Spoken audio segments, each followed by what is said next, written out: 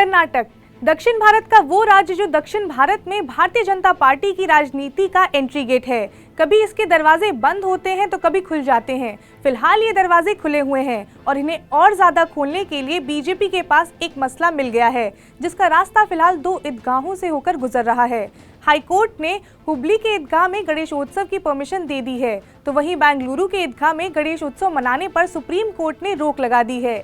लंबे समय से चल रहे इन दोनों ईदगाहों का आखिर इतिहास क्या है और कैसे वर्तमान राजनीति पर हाईकोर्ट और सुप्रीम कोर्ट के फैसलों का असर होने वाला है, जानेंगे आज के इस वीडियो में। नमस्कार, मेरा नाम स्वर्णा और आप देख रहे हैं अनकट। पहले बात करते हैं हुबली के ईदगाह मैदान की, जहां गणेश उत्सव मनाने की परमिशन जो है वो दी गई है। हुबली ईदगाह मैदान उन जगहों में से एक है जिसे लेकर सबसे लंबी कानूनी लड़ाई लड़ी गई है। ईदगाह मैदान की जमीन करीब 991 स्क्वायर यार्ड की है। करीब 1 शताब्दी पहले 1921 में अंजुमन-ए इस्लाम को यहाँ सामूहिक नमाज पढ़ने का अधिकार मिला था।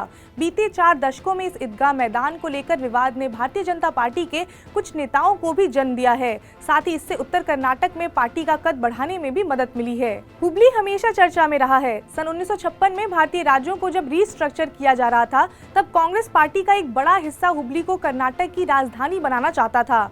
हुबली से आने वाले पूर्व केंद्रीय मंत्री एच.एन. अनंत कुमार और पूर्व मुख्यमंत्री जगदीश शेट्टार उन नेताओं में से थे जो ईदगाह से जुड़े विवादों के जरिए राजनीतिक करियर में आगे बढ़े। शुरुआत में बीजेपी ईदगाह मैदान में तिरंगा फहराना चाहती थी, यहाँ तक कि उमा भारती को सन 1994 में इंडिपेंडेंस डे के दिन यहाँ तिरंगा फहराने की कोशिश करने की वजह से गिरफ्तार भी किया गया था। बाद में वो मध्य प्रदेश की मुख्यमंत्री बनी और केंद्र की बीजेपी सरकार में भी वो मंत्री रही। इस साल भी राइट विंग के कुछ संगठन जैसे श्री रमा सेन, बजरंग दल आदि ने ईदगाह में तिरंगा लहराने की बात कही थी। साल 2010 में सुप्रीम कोर्ट ने अपने एक आदेश में ईदगाह को हुबली धारवाड़ म्युनिसिपल कॉर्पोरेशन यानी कि एसडीएमसी की संपत्ति माना था। इस साल हुबली ईदगाह मैदान को लेकर अंजुमन इस्लाम ने हाई कोर्ट में अर्जी दायर कर कहा था कि ईदगाह मैदान में गणेश प्रतिमा को स्थापित करने से रोकने के लिए अंतरिम आदेश जारी किया जाए। हालांकि याचिकाकर्ता ने यह भी स्वीकार किया कि उन्हें रमजान और बकरीद जैसे मौकों पर इसी ईदगाह में नमाज पढ़ने की मंजूरी दी जा चुकी है, पर यह पहली बार था जब हिंदू संगठनों ने हुबली धारवाड़ नगर निगम से यहाँ पूजा करने की अनुमति मांगी थी। अगर मोटे तौर पर समझा जाए तो मुस्लिम पक्ष का कहना है कि इस ईदगाह मैदान पर 200 साल से उनका कब्जा है और उनके धार्मिक कार्यक्रम आयोजित किए जा रहे हैं। मीडिया रिपोर्ट की माने तो हुबली निगम ने 2020 में इसे बनाया था और सन 2021 में इसे अंजुमन-ए इस्लाम संस्था को लीज पर दिया गया था, लेकिन बाद में नगर निगम ने इस पर अपना अधिकार जमाया और ये मामला लंबे समय तक कोर्ट में चला। बाद में हाई कोर्ट ने अपने एक फैसले में इसे नगर निगम की प्रॉपर्टी मानी, लेकिन यहाँ मुस्लिम संगठनों को साल में सिर्फ 2 बार नमाज अदा करने की अनुमति दी गई। इसी को लेकर हिंदू संगठनों का कहना था कि यदि मुस्लिम यहाँ नमाज पढ़ सकते हैं तो हिंदू भी अपना त्योहार मना सकते हैं, और इन्हीं बातों को ध्यान में रखते हुए हिंदू समाज को यहाँ गणेश पूजा करने की परमिशन मिली। अब बात करते हैं बेंगलुरु ईदगाह मैदान की, जहां सुप्रीम कोर्ट ने गणेश उत्सव की अनुमति नहीं दी है।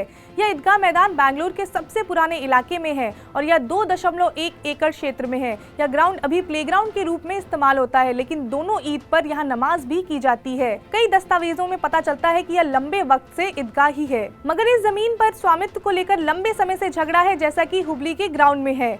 यह मामला भी सुप्रीम कोर्ट तक जा चुका है। इसमें एक पक्ष का दावा है कि यह जमीन वक्फ बोर्ड की है, जबकि एक पक्ष का कहना है कि यह जमीन राज्य सरकार की है। एक बार कर्नाटक के रेवेन्यू मिनिस्टर ने कहा था कि यह उनके विभाग की जमीन है। मीडिया रिपोर्ट की माने तो यहाँ 1983 में बकरीद और गणेश पूजा साथ में मनाई गई थी, जिस वजह से उस इलाके में कम्युनल टेंशन भी देखने को मिला था, और शायद यही वजह है कि इतिहास को देखते हुए सुप्रीम कोर्ट ने इस ईदगाह में गणेश उत्सव की इजाजत नहीं दी है। रही बात राजनीति की, तो वो तो होगी ही। जहाँ परमिशन मिली है वहाँ गणेश उत्सव के बहाने एक पक्ष अपनी राजनीति को साधने की कोशिश करेगा, जहाँ इजाजत नहीं मिली वहाँ दूसरा पक्ष अपनी जीत बताते हुए अपनी राजनीति को साधने की कोशिश करेगा।